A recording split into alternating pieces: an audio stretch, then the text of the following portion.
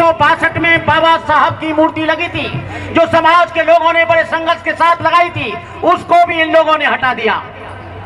मोदी जी, ये सब तुम्हारे इशारे पर हो रहा है, और तुम ये मत समझ लेना कि ये आज का आंदोलन है। ये आज का नहीं है, ये 365 दिन का आंदोलन है, और तब तक आंदोलन चलता रहेगा जब तक डॉक्टर बाबा साहब अम्बेडकर की मूर्ति को स्थापित नहीं किया जाएगा।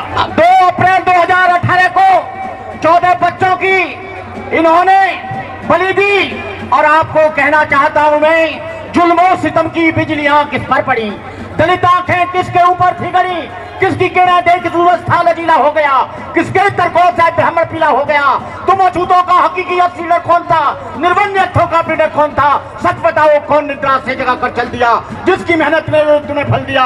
वोट जन जन को देकर संता है पुनर्जीवित किया, मनु कारागार को किसने गिराया, बोलिए कौन था, जिसने तुम्हारी गुलामी की दास्ता की बेड़ियों को काटा, जिन्होंने तुमको शिक्षा का अधिकार दिया, जिन्होंने तुमको कपड़े पहनने का अधिकार दिया, जिन्होंने तुमको पानी पीने का अधिकार दिया।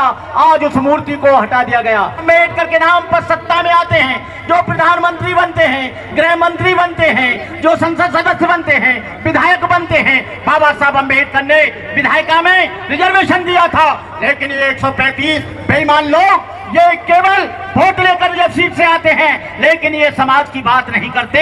ये लोग बड़े धोखेबाज हैं, इनसे सावधान रहना। मैंने कल एक पार्टी वाले से कहा, जो बहुजन समाज की बात करती है, बहुजन समाज के महापुरुषों की बात करती है, उन्होंने कहा हम नहीं जाएंगे।